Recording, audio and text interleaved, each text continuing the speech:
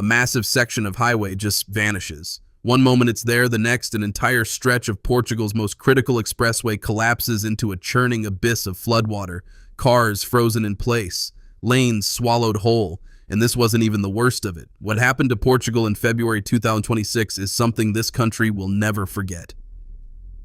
3 storms hit Portugal back to back to back, not over the course of a month, not spread across a season.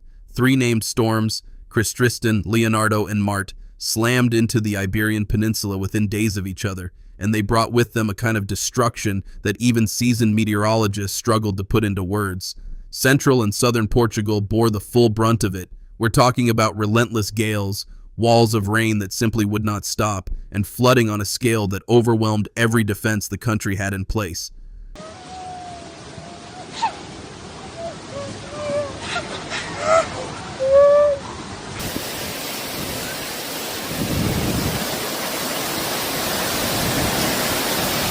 Temos só assim Albufeira já, só assim.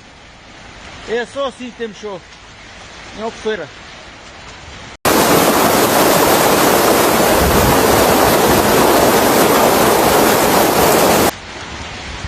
Está tudo tapado de água já.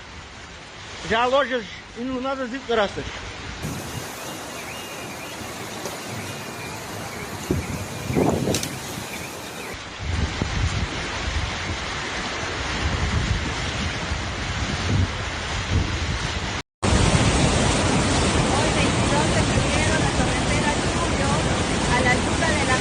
By the time the skies finally began to clear, at least 16 people were dead, thousands had been ripped from their homes, and the damage bill had already blown past 4.6 billion euros. And honestly, that number is still climbing.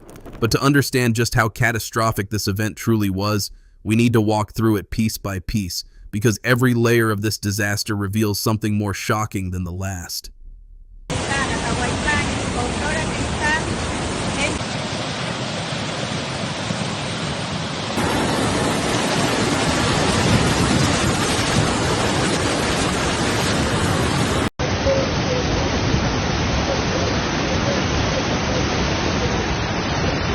Reportes desde el distrito de Cerro Colorado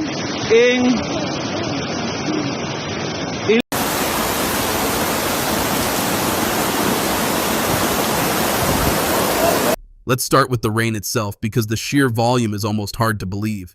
In some areas, up to 40 centimeters of rain fell in a single 24-hour period.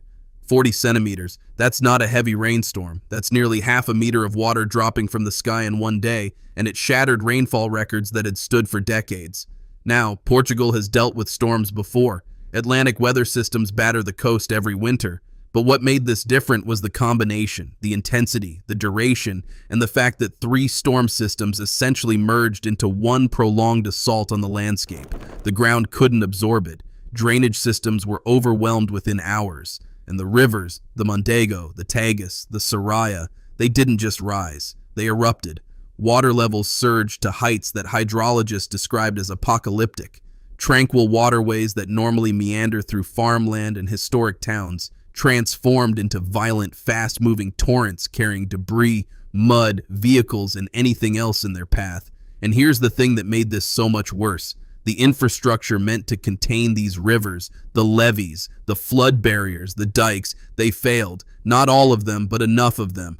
And when those barriers gave way, the consequences were devastating.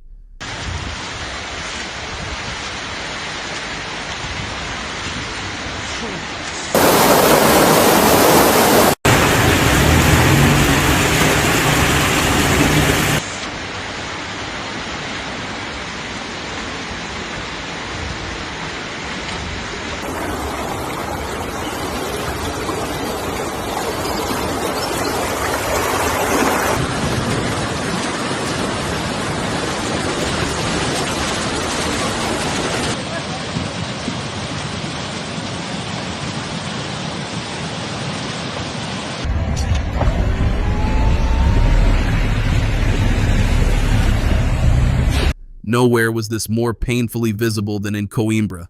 If you're not familiar with Coimbra, this is one of Portugal's most treasured cities. It's home to one of the oldest universities in all of Europe, a UNESCO World Heritage Site, centuries of history embedded in every cobblestone street and ancient monument. And in February 2026, it came terrifyingly close to losing all of it. The Mondego River, which runs right through the heart of the city, overwhelmed its flood defenses and began pouring into the historic center. Medieval streets that have survived wars, earthquakes, and centuries of wear were suddenly submerged under thick brown floodwater. Officials launched emergency evacuations, moving up to 9,000 residents out of danger zones in a matter of hours. Families grabbed whatever they could carry and fled. When drone footage emerged in the days that followed, it was haunting. Entire neighborhoods had disappeared beneath a vast, muddy expanse. Farmland surrounding the city was completely submerged. Roads that connected communities were simply gone. Coimbra, this beautiful, storied city, looked like it had been swallowed by the earth. A água vem toda ali de cima.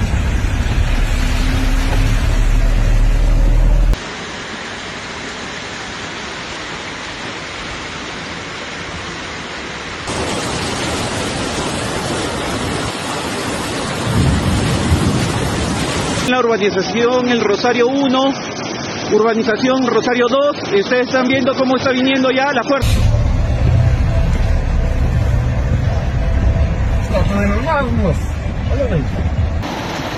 É impressionante a quantidade de água que sai de dentro da casa de bombas nesse momento. And for the people who lived there, who had built their lives around those streets and those landmarks, watching it happen in real time was nothing short of heartbreaking. But then came the moment that stunned the entire country.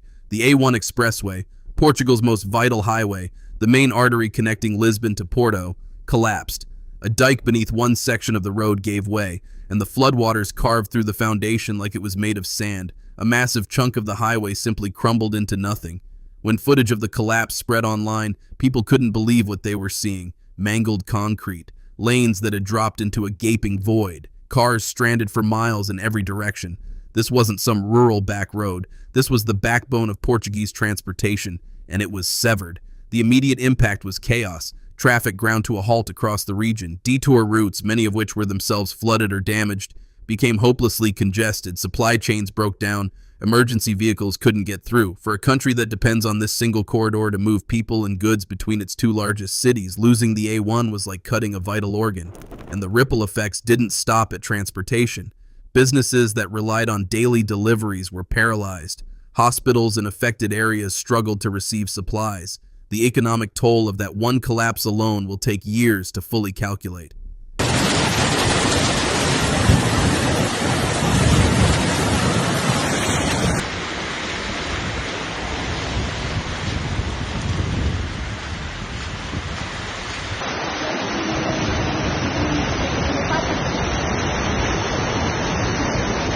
No, esto es, no, sal, amiga, sal.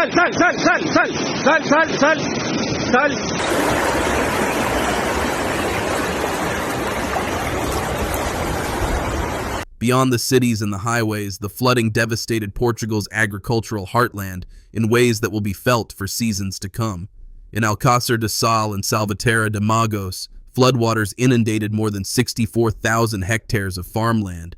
Rice paddies, orchards, grazing meadows, and all of it buried under meters of contaminated silt and standing water. Livestock losses were staggering. Crops that were weeks away from harvest were completely destroyed. For farming communities that operate on thin margins in the best of times, this was an existential blow, and the destruction didn't stop at the fields. Landslides triggered by the saturated hillsides sent cascades of mud and rock across roads, burying lanes and cutting off entire villages.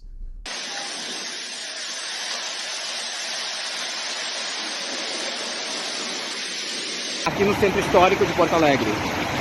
Esta é a situação.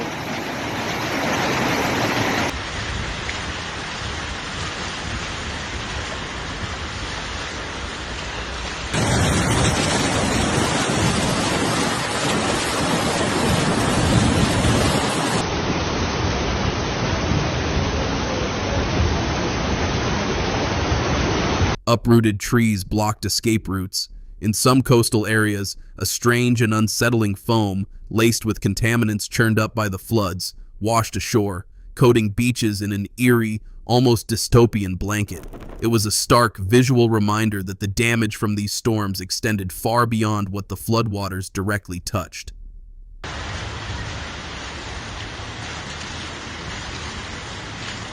Ay, cara.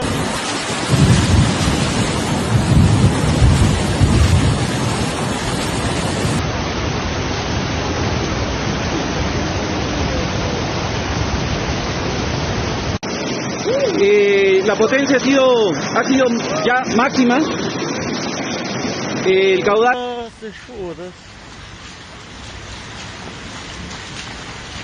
Olha, agora estou.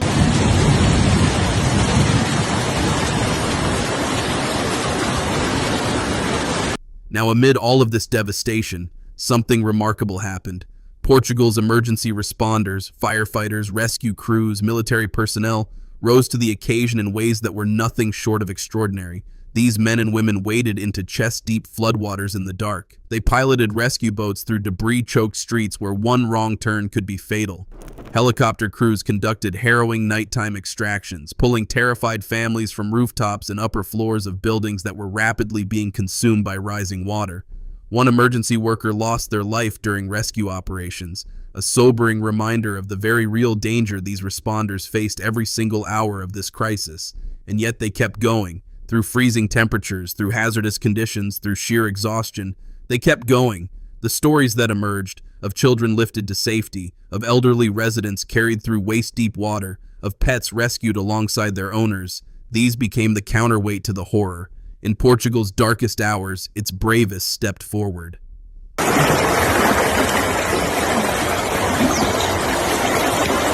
Water.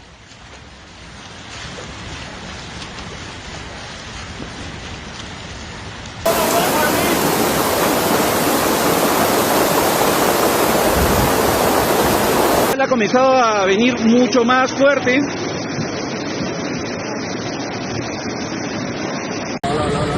Mira. La puta madre. The Portuguese government declared a national calamity across 69 municipalities.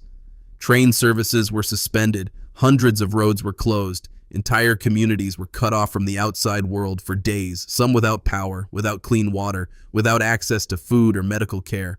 Prime Minister Luis Montenegro faced intense scrutiny over reservoir management and flood preparedness, with experts pointing to planning failures that had amplified the disaster's impact. By February 16th, flood alerts along the Tagus Basin were finally downgraded from red to orange, signaling that the worst of the water was beginning to recede. But receding floodwaters don't mean the crisis is over. They reveal it. As the water pulled back, it exposed the true scale of what had been lost.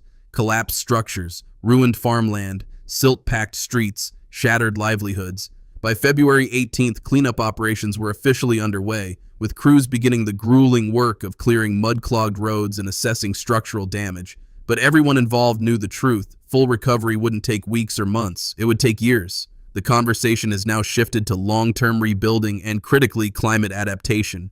How Portugal fortifies itself against the increasingly powerful Atlantic-driven storm systems that climate scientists warn are becoming the new normal.